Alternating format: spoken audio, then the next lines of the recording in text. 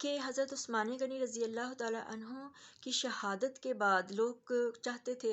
حضرت امام علی علیہ السلام کی بیعت کو، اور انہوں نے بیعت کی، خلیفہ برحق بنایا، لیکن حضرت امیر معاویہ نے ہمیشہ ان سے مقابلہ رکھا۔ اور پھر جب حضرت امام حسن علیہ السلام کو چنا لوگوں نے مولا علی کرم اللہ وجہہ علیہ السلام کی شہادت کے بعد، تو وہاں پہ بھی حضرت امیر معاویہ نے نواسہ رسول صلی اللہ علیہ وسلم امام حسن علیہ السلام کا بہت زیادہ مقابلہ کیا، اور چونکہ امام حسن علیہ السلام بے حد رحم دل اور نرم دل تھے، دونوں طرف ادھر بنو ہاشم کا خاندان تھا، ادھر بنو امیہ تھے، تو یہ تھا کہ جو تلواریں ہیں وہ میانوں سے نکل چکی تھی دونوں طرف سے۔ تو جب امام حسن علیہ السلام نے یہ دیکھا تو انہوں نے جو خلافت ہے وہ ان حضرت امیر معاویہ کو تفویض فرما دی کمال رحمت سے، محض اس وجہ سے کہ لوگوں کے درمیان جو ہے وہ قتل و غارت نہ ہو، جنگ و جدل نہ ہو، اور لوگوں کے جو ہے وہ خون نہ بہیں۔ تو چند شرائط پر انہوں نے دی تھی، کیونکہ خلیفہ برحق امام حسن علیہ السلام تھے اور لوگ اپنی جانیں دینا چاہتے تھے، لیکن انہوں نے پھر کچھ شرائط رکھی، اور اس میں ایک شرط جو رکھی وہ یہ تھی کہ آپ جو ہے وہ اپنی وفات کے بعد اپنے بیٹے جو یزید ہے اس کو خلیفہ یا بادشاہ نامزد نہیں کریں گے، کیونکہ آپ جانتے تھے کہ جو ہے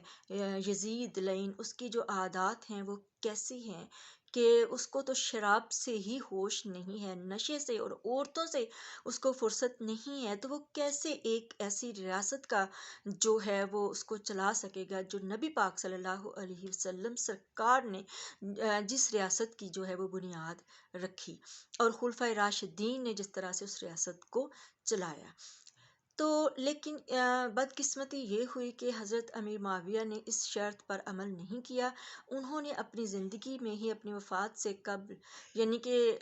جو ہے بیعت لے لی اپنے نکمے بیٹے یزید لعین کی۔ تو جب یزید تخت پہ بیٹھا ہے تو اس وقت کے جو صحابہ کرام جو حیات تھے، زندہ تھے یا تابعین تھے، انہوں نے اس چیز کی جو ہے بھرپور مذمت کی کہ ہم کسی بھی صورت جو ہے اس کو نہیں مانتے یزید کو، کیونکہ کوفہ میں جو ہے کوفہ کے جو لوگ ہیں وہ اتنا تنگ آئے ہوئے تھے کہ انہوں نے بہت ساری ڈھیر ساری عرضیاں لکھیں امام علی مقام امام حسین علیہ السلام کو، اور التجائیں کی کہ آپ تشریف لائیں، ہم آپ کے ہاتھ پر بیعت کرنا چاہتے ہیں، اور ہم یزید اور یزید کے جتنے بھی وہ ہیں وزیر سفیر ہیں ان سے بہت تنگ آ چکے ہیں، وہ بہت ظلم کرتے ہیں اور دین کو جو ہے وہ اس کی شکل کو بگاڑ دینا چاہتے ہیں۔ تو آپ امام علی مقام امام حسین علیہ السلام سرکار نے چونکہ بیعت نہیں یزید کی بیعت جو ہے وہ نہیں کی تھی، یزید کی بیعت جو ہے وہ کروائی گئی، ڈنڈے کے زور پر بھی کروائی گئی اور اس طرح سے، لیکن جو اکابر ہستیاں ہیں ان میں امام علی مقام امام حسین علیہ السلام، حضرت عبداللہ ابن عمر رضی اللہ تعالیٰ عنہ اور حضرت عبداللہ ابن زبیر رضی اللہ تعالیٰ عنہ، اور اس طرح کی جو اکابر ہستیاں تھیں انہوں نے یعنی کہا کہ ہم کسی بھی صورت اس لائن کی جو شیطان صفت ہے اس کی ہم کسی بھی صورت بیعت نہیں کریں گے۔ تو یزید کو جو خطرہ تھا اپنی بادشاہت کے الٹنے کا، تختہ الٹنے کا، وہ زیادہ خطرہ ہمارے پیارے پاک نبی صلی اللہ علیہ وسلم کے جگر گوشہ امام علی مقام امام حسین علیہ السلام کی طرف سے تھا۔ تو اس نے بہت کوشش کی، بہت اس نے نمائندے بھیجے کہ میری بیعت کر لیں، ہم آپ کو یہ بنا دیں گے وہ بنا دیں گے، آپ جتنا مال چاہیں جو چاہیں آپ کریں، میں آپ کا خادم بن کے رہوں گا، لیکن صرف مجھے ایکسیپٹ کر لیں اور میری جو بادشاہت ہے اس کو تسلیم کر لیں، لیکن آپ نے ایسا نہیں کیا۔ تو آپ کی جان جو ہے وہ خطرے میں پڑ گئی، حج کا زمانہ تھا تقریباً، تو جب آپ کو پتہ چلا جیسے کہ منصوبے بنائے جا رہے ہیں ہمارے ہمارے پیارے لیڈر عمران احمد خان نیازی کے لیے اسی طرح سے جو ہے منصوبے بنائے جاتے تھے امام علی مقام امام حسین علیہ السلام معاذ اللہ ان کو شہید کرنے کے۔ تو یہ منصوبہ بنا کہ دوران طواف انہیں نا ان کے خنجر گھونپ دیا جائے ان کے مبارک کمر میں اور ان کے مبارک جسم میں اور ان کو شہید کر دیا جائے۔ جب آپ کو یہ پتہ چلا تو آپ نے حج کا ارادہ مؤخر فرما دیا اور مدینہ طیبہ تشریف لے آئے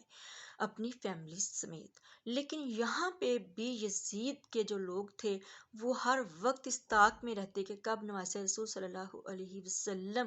ان کے مطلب قابو آئیں اور وہ ان کو معاذ اللہ شہید کر دیں۔ تو امام علی مقام امام حسین علیہ السلام نے فرمایا کہ میرے نانا نے مجھے فرمایا ہے کہ میرے حسین کے قاتل جو ہیں وہ قیامت تک پہچانے جائیں گے اور ان کا نام جو ہے قیامت تک لیا جائے گا اور ان پر بے شمار لعنتیں بھیجی جائیں گی۔ تو میں گمنامی کی جو موت ہے وہ نہیں چاہتا، تو میں حق اور سچ کا مطلب ایک بن کے جو دکھی لوگ ہیں، جو عوام الناس جو پس رہے ہیں یزید اور یزید کے جو وزیروں کے ہاتھوں، تو میرا یہ فرض بنتا ہے کہ میں ان کی فریاد سنوں اور ان کی فریاد کے اوپر جو ہے وہ میں ان کی مدد کے لیے جاؤں، یعنی کہ کوفہ کی طرف موو کروں۔ تو چونکہ انہوں نے عرضیہ مسلسل لکھ رہے تھے اور انہوں نے یہاں تک کہا تھا کہ اے نواسہ رسول صلی اللہ علیہ وسلم، اگر آپ ہماری مدد نہیں کریں گے اور اگر ہم آپ کے ہاتھ پر بیعت